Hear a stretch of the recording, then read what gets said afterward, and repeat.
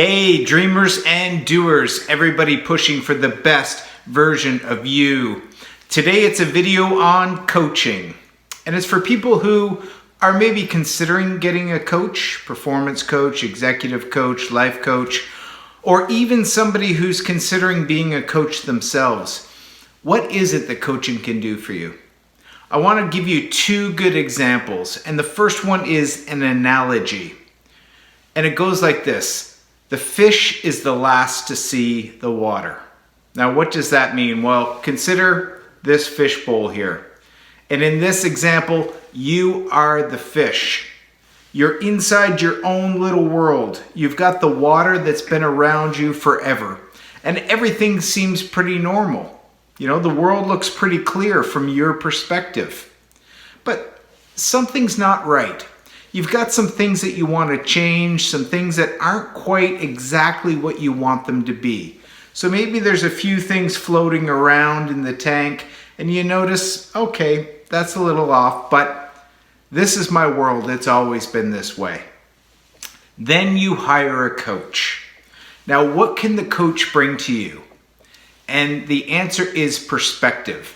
The coach is looking through the glass outside the bowl at you swimming around in the water. The coach can see your world. Is it time to change the water? It's very hard for you as a fish to know that things are getting stale. Things need to be freshened up. I mean, you're in the middle of your world. So the fish is the last to notice the water. The coach can very clearly see from a different perspective than you've got exactly what things might need to be freshened up, upgraded, or improved. And they can share with you that perspective that as the fish, you just can't see around you. The fish is the last to see the water. Coaching will help you switch it all up, freshen up the water, and change your world.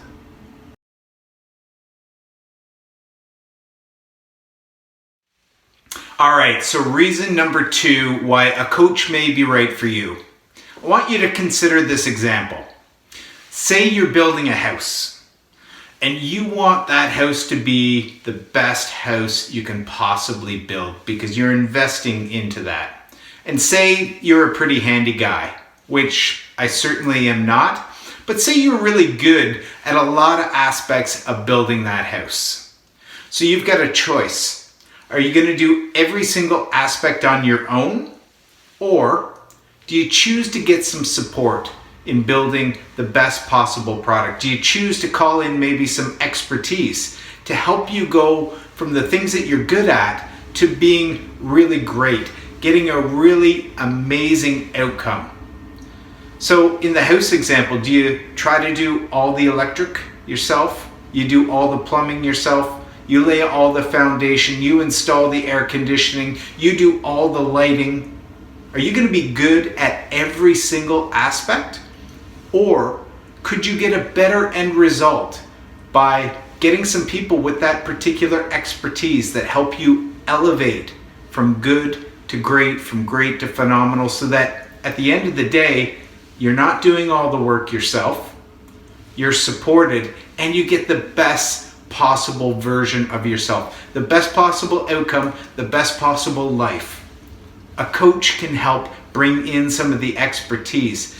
Doesn't mean you're not good at it, but other people can bring ideas to elevate from good to great.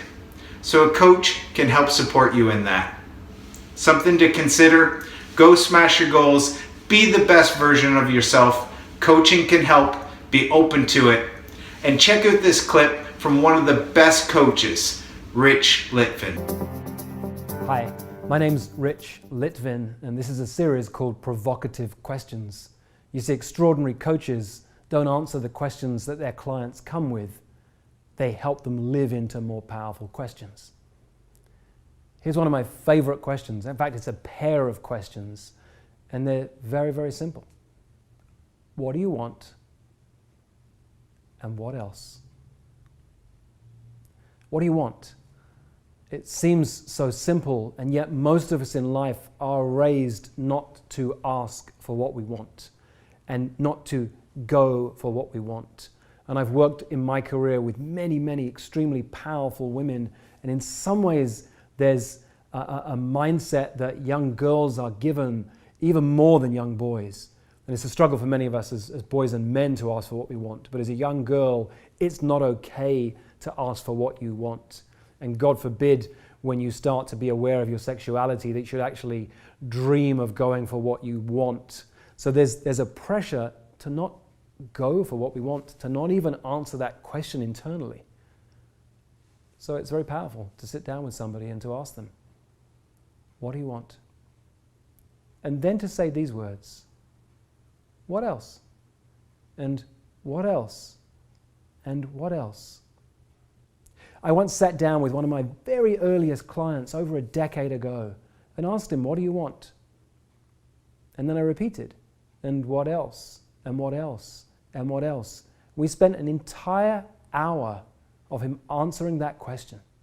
And he said things that were big dreams about creating the life and the business he wanted to live and the business he wanted to lead. And he said tiny things I'll never forget.